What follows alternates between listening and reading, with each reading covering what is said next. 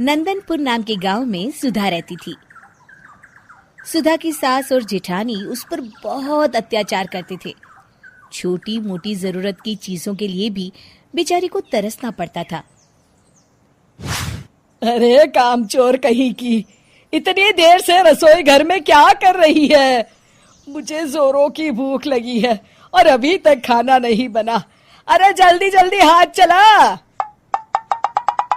बस माँ जी, थोड़ी देर में खाना बन जाएगा। कोई फायदा नहीं माँ जी, आप इसे कितना भी समझा ले ये कभी नहीं सुधरने वाली। चलिए चलकर हम दोनों टीवी देखते हैं। ये रिश्ता क्या कहलाता है सीरियल पर शुरू ही होने वाला है। ए सुधा, जल्दी खाना बना के हॉल में ले आना। जी। फिर एक दिन, जरा देख के बताइए माँ जी, मैं इस नई साड़ी में कैसी लग रही हूँ? अरे ये भी कोई पूछने की बात है? पूरे गांव में भला तुझसे सुंदर कोई है क्या? चल जल्दी तैयार हो जा, गांव का मेला शुरू हो गया होगा। तभी वहां सुधा आ जाती है। माँ जी, मुझे भी गांव के मेले में घूमने जाना है, आप लोग मुझे भी अपने साथ ले चलिए ना। तुम मेला घूमने जाएगी? आपने सुना माँ जी, महारानी क्या कह रही है? अरे तू क्या करेगी मेले में जाकर? घर के काम क्या तेरे पिताजी करेंगे? चुपचाप घर में बैठ और हमारे वापस आने तक घर के सारे काम हो जाने चाहिए। हाँ। इस तरह दोनों सास बहू सुधा को घर की नौकरानी से ज्यादा कुछ नहीं समझती थी। सुधा अपने कमरे में रखी अपनी स्वर्गीय माँ की तस्वीर लेके रोने लगती है।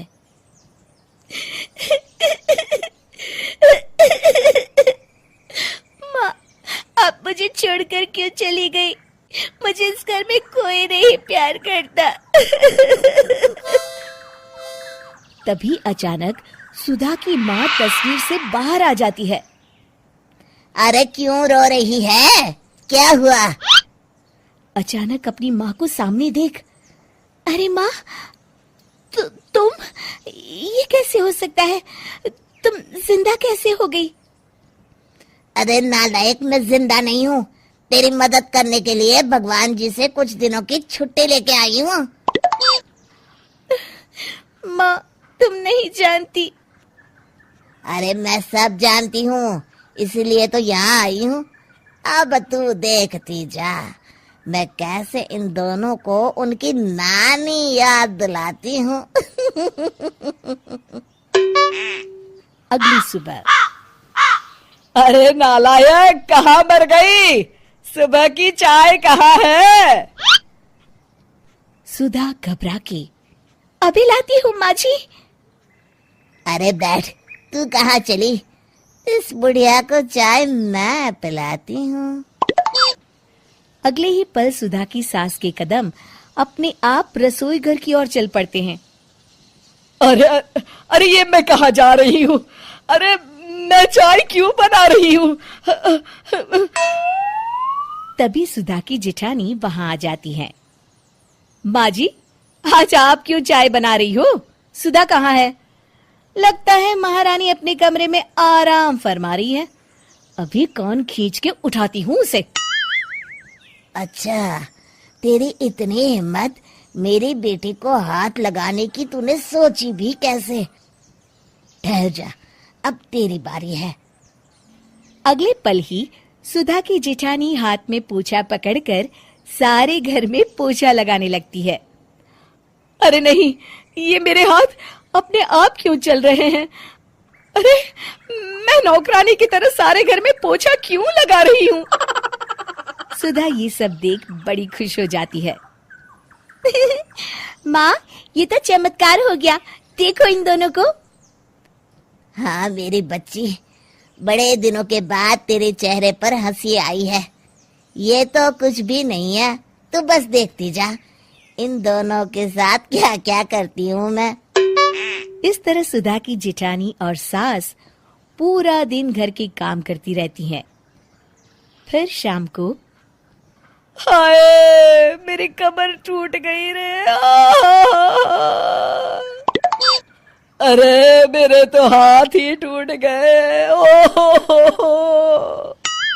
अरे ये तो शुरुआत है, असली मजा तो अब आएगा।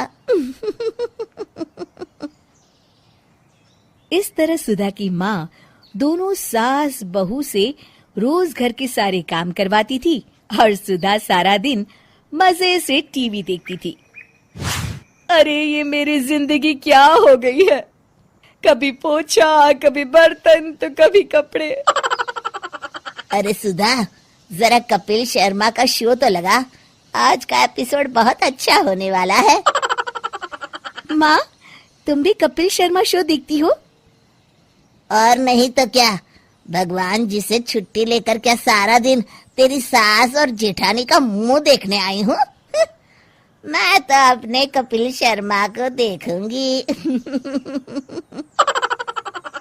हाय रे, पता नहीं मेरे घर में किसने क्या जादू मंतर कर दिया है।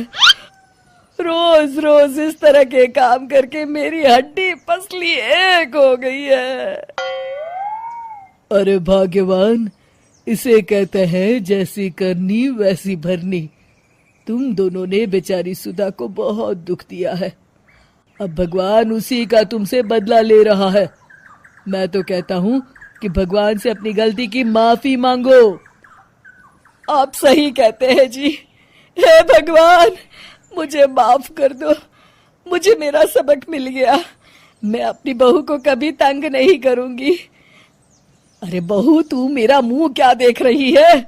तू भी भगवान जी से माफी मांग।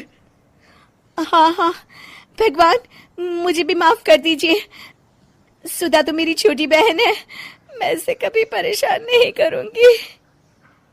माँ, मुझे लगता है अब ये दोनों सुधर गई हैं, अब इन्हें छोड़ दो।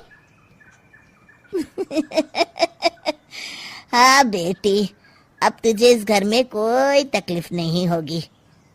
अच्छा, अब मेरे जाने का समय आ गया है, चलती हूँ मेरी बच्ची, अपना ख्याल रखना। हाँ? इस तरह सुधा की माँ हमेशा के लिए अपनी बेटी की जिंदगी बदल के चली जाती है। शिक्षा, जैसी करनी वैसी भरनी।